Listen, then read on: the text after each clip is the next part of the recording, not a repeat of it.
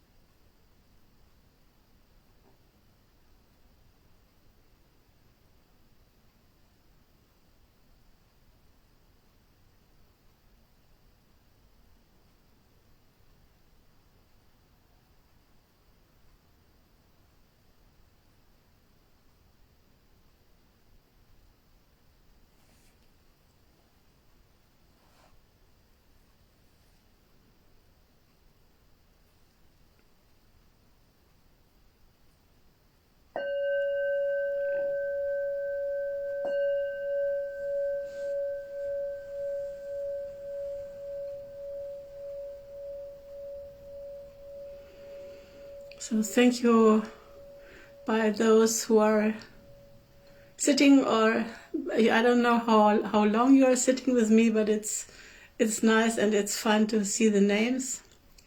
Hello Edith and hello Mila. It's great that you are here, and my apologies that we have it only in English, this wonderful book. If one of you can make it, or you know somebody, I think it should really be translated into German. I think I just do too much. I cannot concentrate on this really.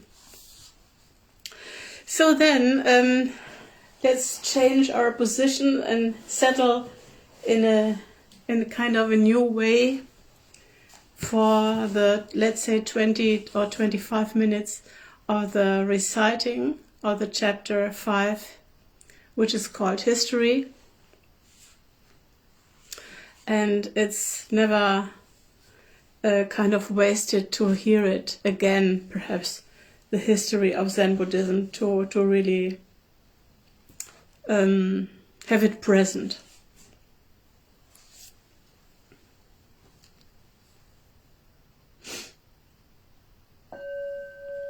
Susan Moon asks, when did Zen start? And where does it come from? Norman Fischer answers, Dogen thought that Zen was essentially Buddhism, and I agree with him.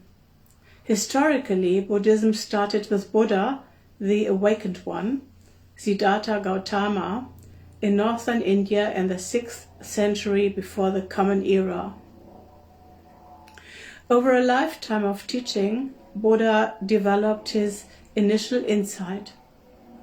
Eventually, his words, practices, and community came to be what we now call Buddhism.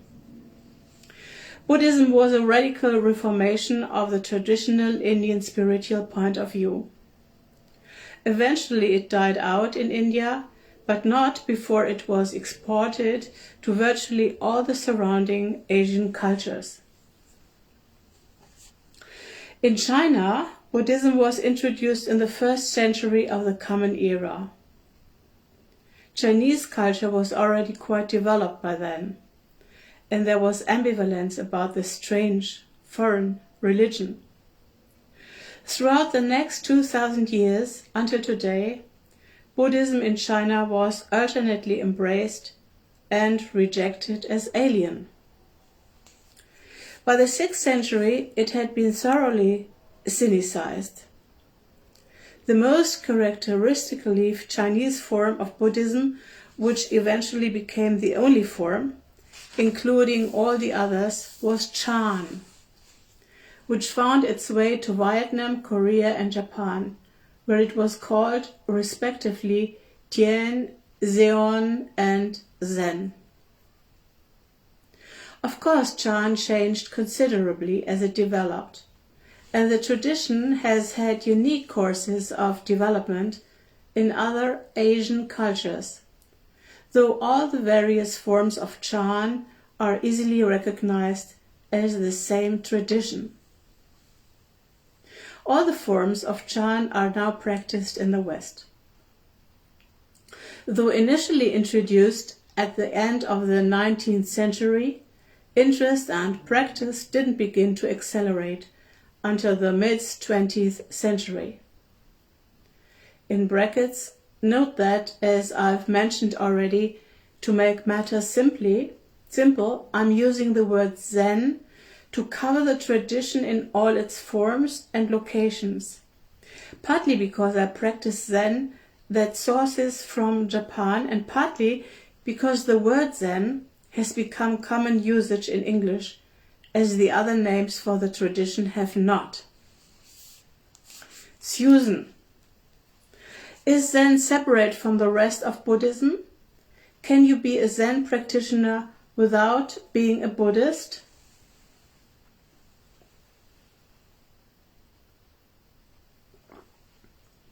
Norman.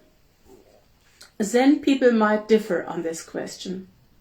Early on, in its introduction to the West, there was a claim that Zen wasn't really a form of Buddhism, that it was a sort of hybrid combination of Taoism and Buddhism that was not really a religion at all. But this view has mostly been discredited by historians of religion, and today almost all serious Zen practitioners consider Zen to be completely consistent with all other forms of Buddhism, though there certainly is some influence in attitude and expression from Taoism and Confucianism. At the same time, since Zen, like all forms of Buddhism, is non-theistic and does not require fealty to a belief system or a deity in order for it to be effectively practiced, it is certainly possible for someone to practice Zen without being a Buddhist. I put quotation marks around the word because it is difficult to say, especially in the modern Western context, who is or is not a Buddhist. There are many who not only practice Buddhist meditation, but also access and accept Buddhist teachings and even practice in Buddhist communities, Zen or otherwise, who do not identify as Buddhists. In the Zen groups I practice with, there are many regular students who identify as Christians or Jews. So far, I'm not aware of any Muslims, and attend church or synagogue. And there are others who feel shy about being affiliated with any religion and would identify as secular. This is less the case in Asia. We have to distinguish between three kinds of people involved with Buddhism or Zen. Asians living in Asia in traditional or non-traditional communities. Westerners of Asian descent who remain strongly connected to their Buddhist roots. And Westerners who have taken up Buddhist practice as adults and are sometimes called convert Buddhists. Many Westerners of Asian descent who identify as Buddhists may not practice in the same way the Western convert students do.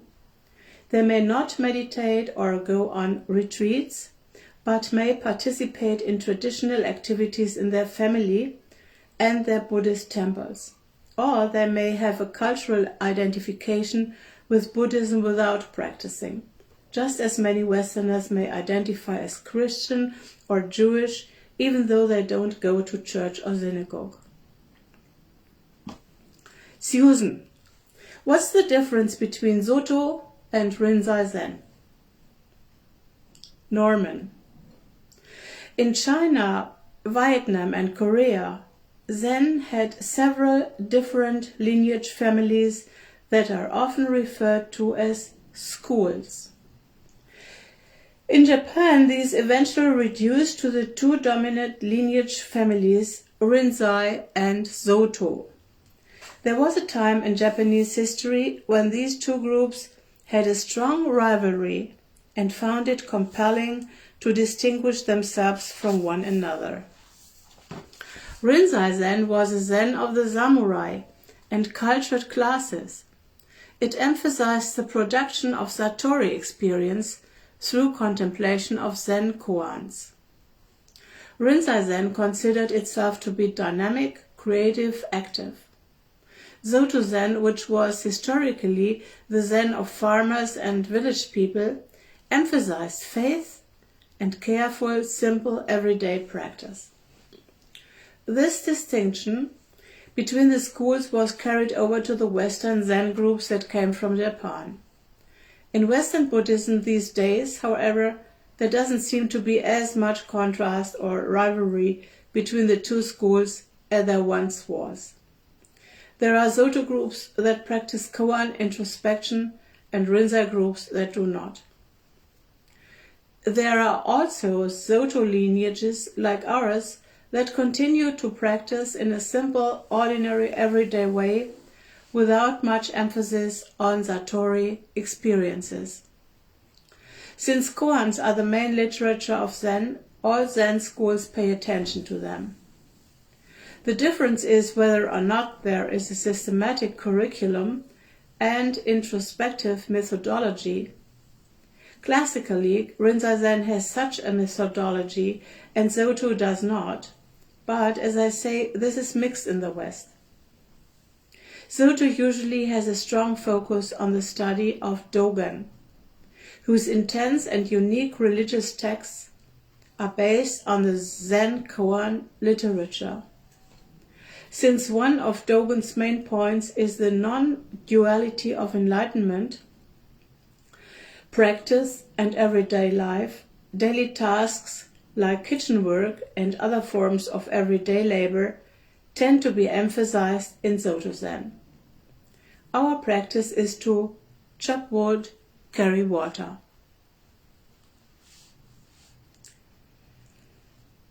Susan, why is the lineage so important?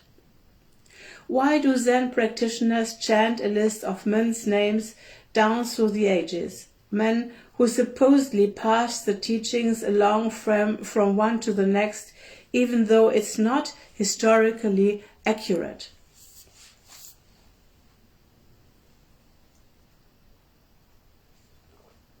Norman, lineage is important, and many groups do chant the lineage every day, from Buddha to the present, and yes, those names are by and large the names of men.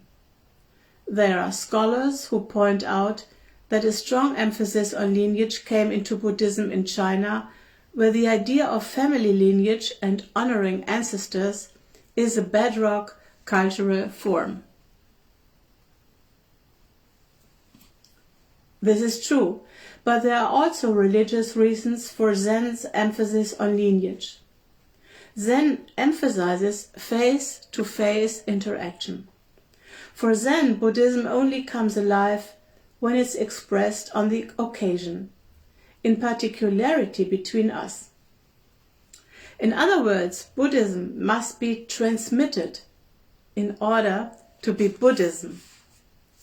Zen teaches that transmission is practice and transmission is interaction.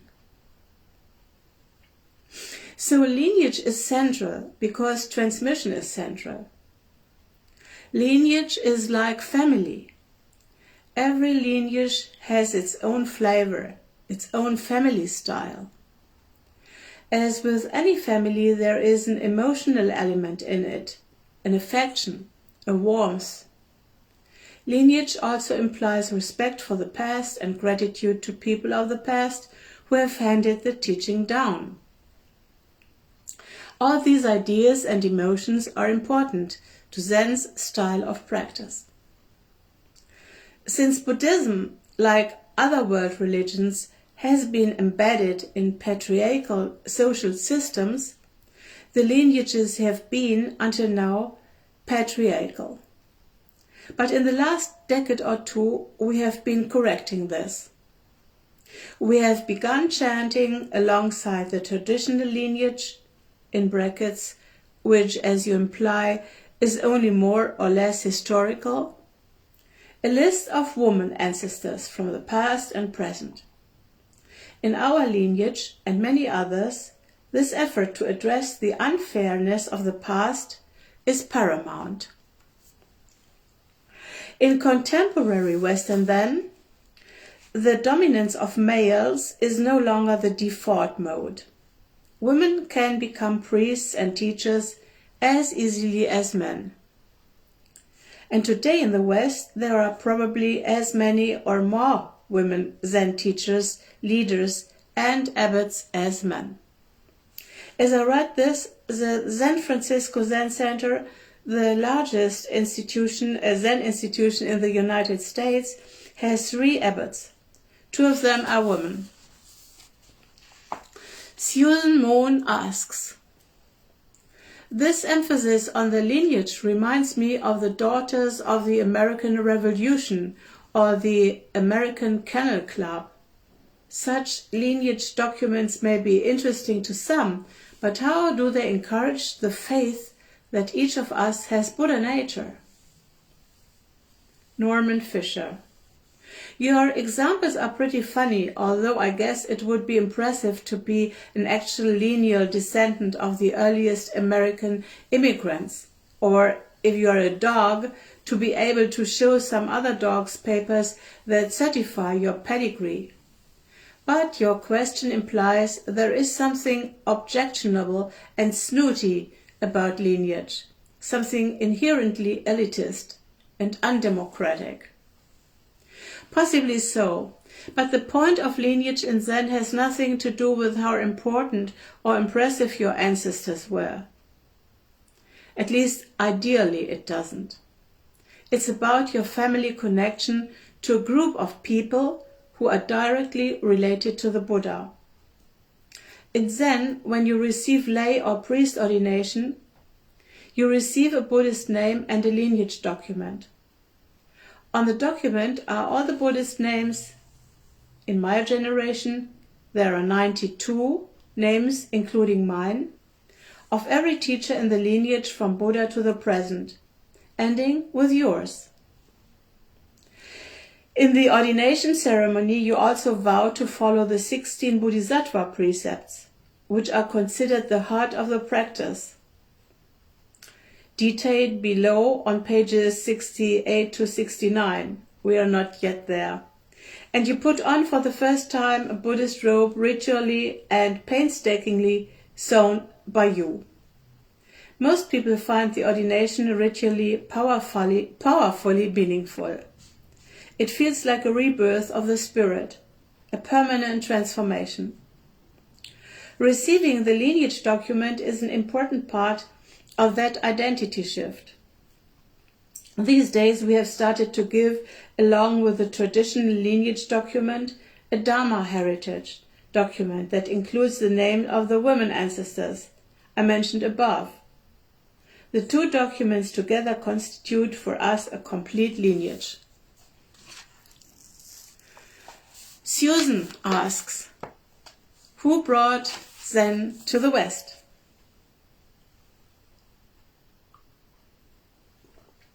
The first Japanese Zen master to come to the West was Zoen Shaku, a Rinzai master who attended the World Parliament of Religions in Chicago in 1893. He returned to America in 1905 with his disciple Nyogen Zenzaki. Zenzaki never returned to Japan. He spent the rest of his life in San Francisco and Los Angeles doing odd jobs and teaching Zen in what he called a floating way. D.T. Suzuki, who was another important early Zen pioneer, was also a disciple of Zoen Shaku. He was a lay student who had spent a little time in monastic training, but was mainly a scholar, who wrote influential books, many of which were translated into English. In the early 1950s, he taught at Columbia University for a year or so, and his classes there were famous, attended by many important people in the arts. He influenced Alan Watts, a former Anglican priest, who was a popular writer on Zen. Watts' books and workshops introduced many people to the basic ideas of Zen. In 1959, Shunryu Suzuki Roshi came also to San Francisco, initially to be abbot of the local Soto Zen temple that served the Japanese-American community. A few years later, Taizan Maizumi came to work at the Soto temple in Los Angeles. Both Suzuki and Maizumi were interested in teaching Zazen to Western students, and both started sitting groups largely for Westerners in their temples, groups that eventually outgrew the temple and moved out to become the first independent Western Zen centers. There were soon many other groups and teachers, among them the Japanese-trained English Soto Zen priest Jiyu Kenneth Roshi, the first Western woman teacher of Zen in the United States. By the mid-1960s, there were many Zen groups and teachers in the United States, and soon after in virtually every country in the Western world. Japanese Zen was the first to arrive in the West, which is why we now know the tradition typical as Zen rather than Chan or Zeon. Traditions from the other countries came soon afterward. So let me have a look where we are. Oh, it's beautiful. So I think we will really make it until, let's say, 10 to 5 or so. So Susan Moon Sensei is asking, is Western Zen the real thing?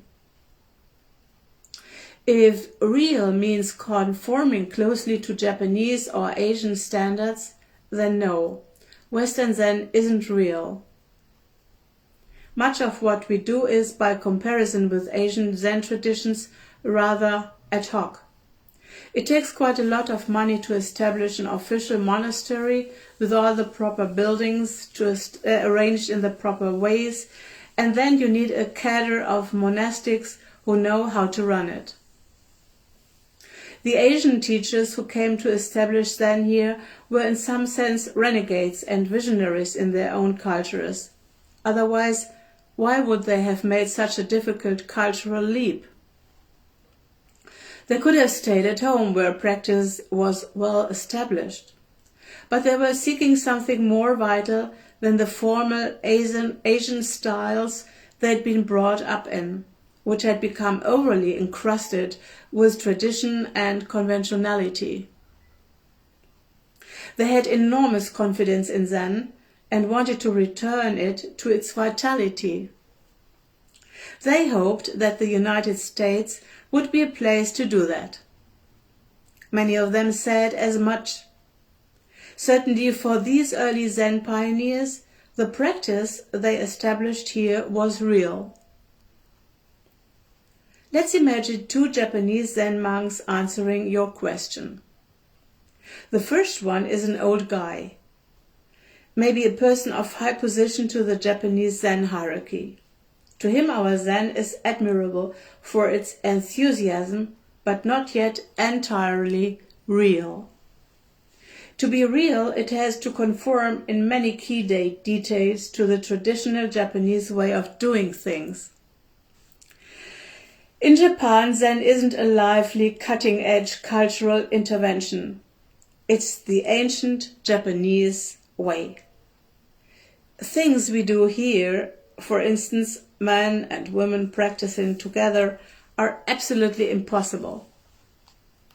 Lay people practicing side by side and equally with priests, Zendos open to all, democratically elected boards of directors, these and so many other important things would appear off to this monk, who couldn't help but feel that we Western Zen people who run our own Zen places in our own ways without taking much direction from Japan are arrogant and foolish. Just because Americans throw our weight all over the world with our rock and roll, our movies, our money and our armies, doesn't give us the right to assert parity, much less superiority, in the Japanese religion we have borrowed. To this Japanese priest, we Western Zen people think we are practicing Zen, when in fact we are only aspiring to practice Zen. Our practice is not yet real. The second Japanese monk is also well trained in monastic ways, but he is younger and critical of his own tradition, though probably not vocally. He is tired of its conservatism, its fetishization of the past, its constant need to pay attention to Japanese cultural details and etiquette, its fundamental constriction. As a young person looking to the West for a cultural vanguard, he is predisposed to admire what he has heard of Western Zen practice, and he longs to visit and find out for himself. For him, Western Zen might seem more real than the Zen he has been brought up in. Probably both these monks are right. Let me take a sip of tea. Thank you.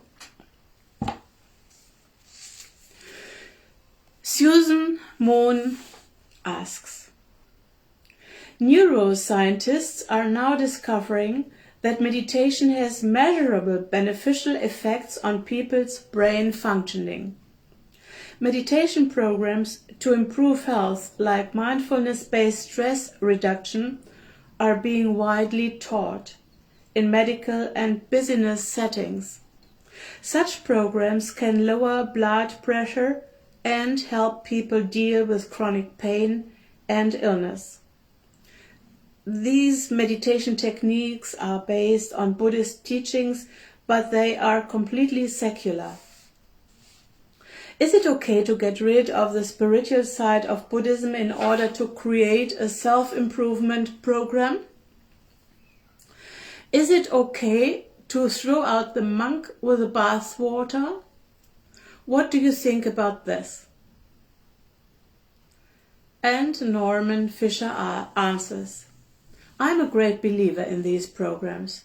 The people who invented them are sincere and creative Dharma practitioners who wanted to find a way to extend Buddhist practice beyond the small group of individuals who would be drawn to Asian wisdom traditions. In addition, they saw social problems, like the medical world's inability to treat chronic pain, that they felt Dharma practice could address, and they figured out how to do that. So I have enormous respect for the many secular meditation programs out there and for the individuals who create and teach them. I myself have been involved in many kinds of secular applications of practice. I've worked with business people, tech people, lawyers, conflict resolution professionals, caregivers for the dying and others to share basic Zen practice and apply it to work situations. And many of our everyday Zen teachers work in stress reduction meditation, and other secular programs. So I'm very supportive of these efforts. I think they are important. But yes, in the beginning I had the same question you had. Isn't there something wrong with watering down the Buddhist teachings and offering them to people in need who have no serious interest in Buddhism? So I went to the stress reduction clinic of the Center for Mindfulness at the University of Massachusetts Medical School in Worcester to observe John Kabat-Zinn's program in action. I was enormously moved by it and by John's big Dharma heart. He really loves people and wants to help. And he has managed to communicate his heart and skill to many others. He is a great Buddhist teacher, even if he doesn't call what he teaches Buddhism. So it is good to apply Buddhist-style meditation to areas of life where help is needed. Since so many people have been wounded over the generations by bad religion, and since religion has become, especially in recent decades, such a painful bone of contention all around the world, there are many who are quite understandably allergic to religion in any form. Even nice, gentle, open-minded Buddhism. For these people, a secular form of the practice is necessary and important.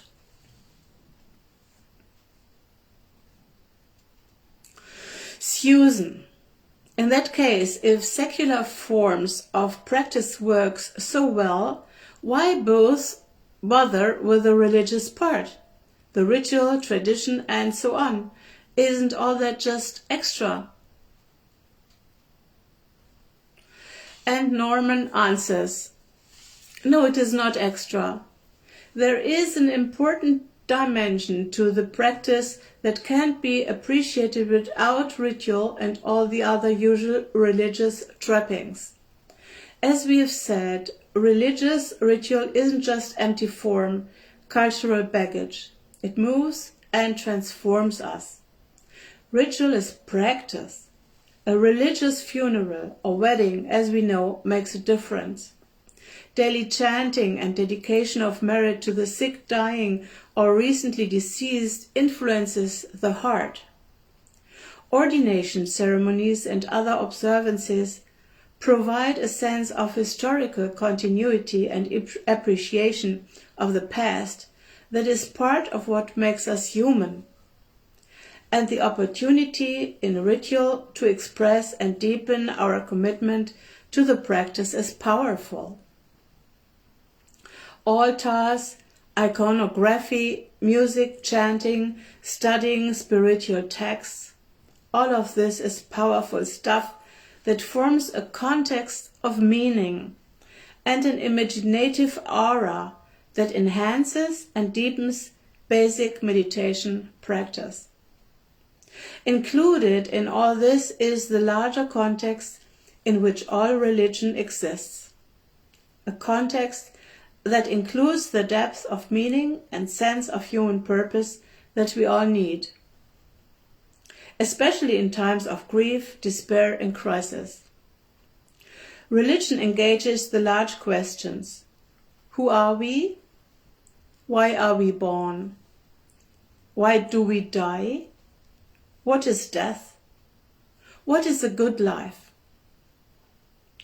Religion provides practices like vowing, bowing, and ceremonies that help us cement our hearts to such questions, giving our lives a sense of ultimate grounding.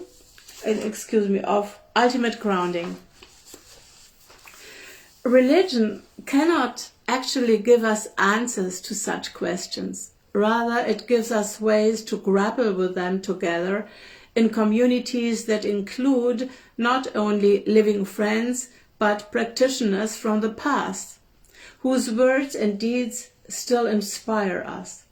Secular forms of practice can certainly improve our lives psychologically and physically, and they can even help us develop qualities like compassion and kindness. But as soon as you begin to engage ultimate and unanswerable human questions, you are in the field of religion.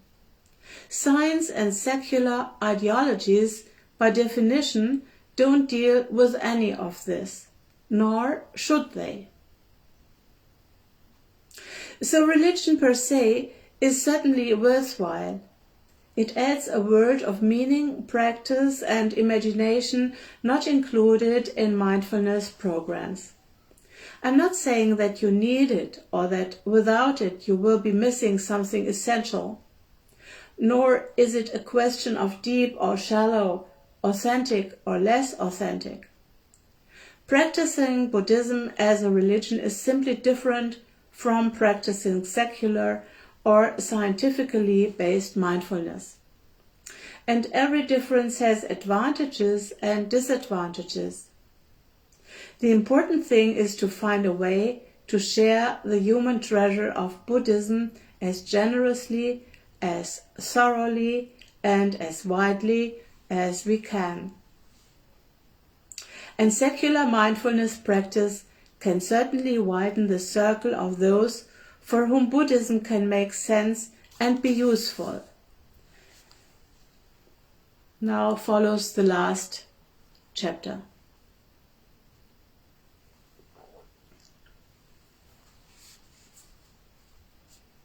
In recent years, there have been scientific studies claiming to prove the efficacy of meditation practice. There has also been criticism of this claim. It is true, as has been pointed out in some recent articles, that many of the scientists who have studied the effects of meditation are Buddhists with a predisposition to find what they are looking for. In brackets, though most scientists are probably predisposed to find what they are looking for. In any case, I don't need studies to tell me Buddhist practice can change your life. I already know that from my own experience and that of many other people I know. Not to mention the millions of Buddhists throughout history who have apparently found great value in Buddhist practice.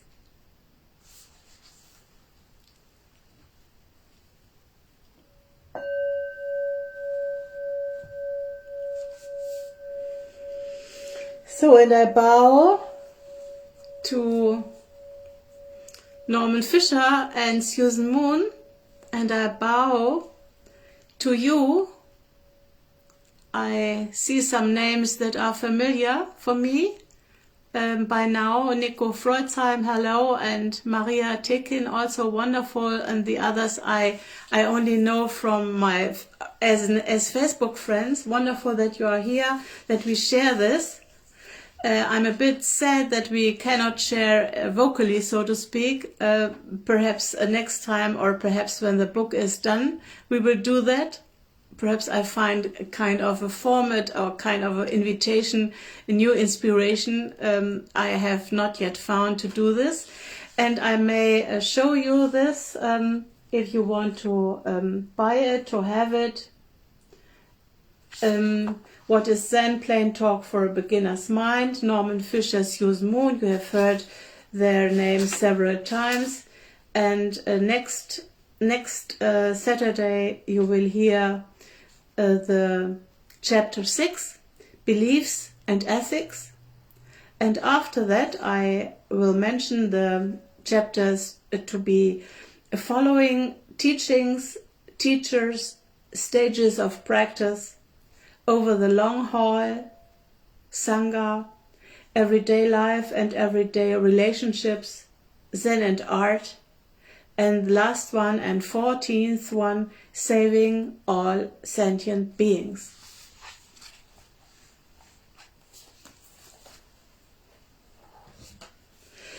If you got interested in let's say Norman Fischer's style to think, to develop his arguments, his style of writing, then you might be interested also to look at his website. It is www.everydayzen.org.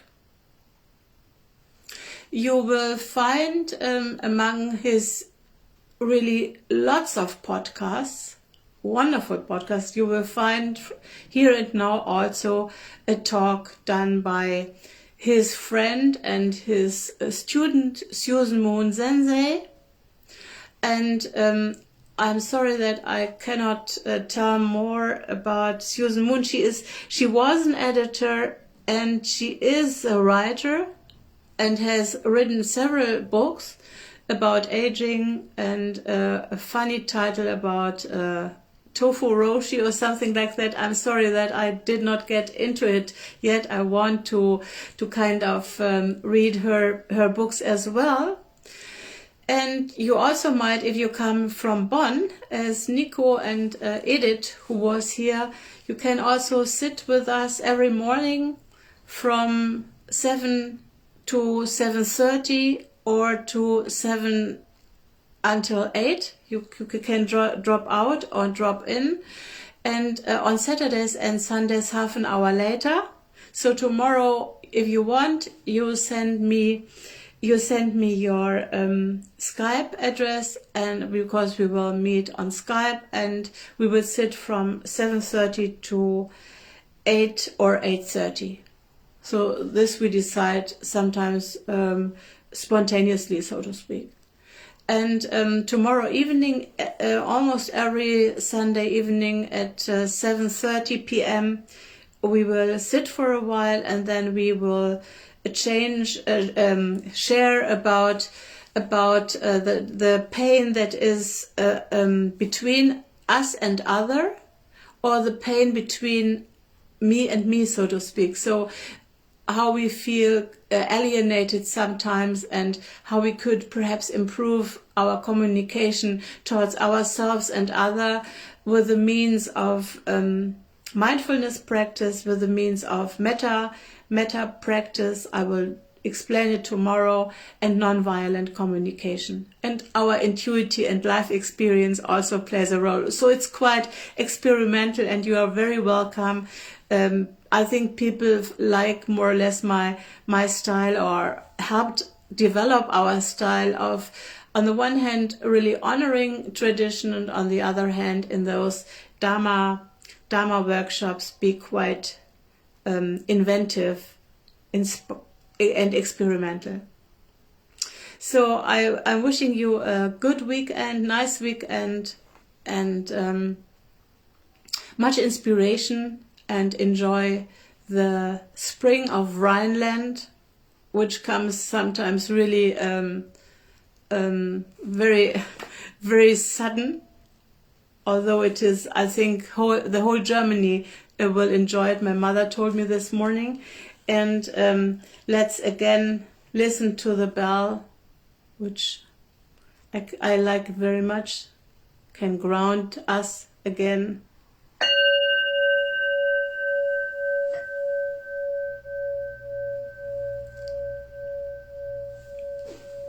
Bye bye. Thank you for being here.